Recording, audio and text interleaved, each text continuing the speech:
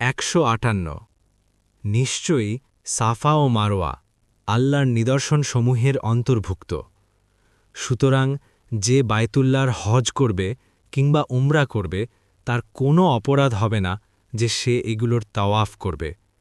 আর যে স্বতঃস্ফূর্তভাবে কল্যাণ করবে তবে নিশ্চয়ই শকরকারী সর্বজ্ঞ।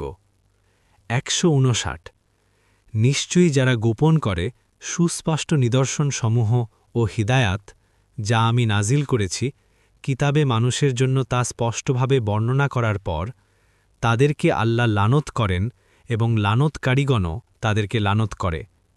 160 তারা ছাড়া যারা তাওবা করেছে, শুধরে নিয়েছে এবং স্পষ্টভাবে বর্ণনা করেছে, অতএব আমি তাদের তাওবা কবুল করব, আর আমি তাওবা কবুলকারী পরম দয়ালু।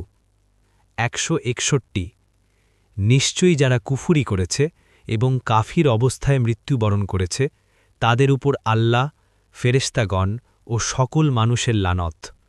162 তারা সেখানে স্থায়ী হবে, তাদের থেকে আযাব হালকা করা হবে না এবং তাদেরকে অবকাশও দেয়া হবে না।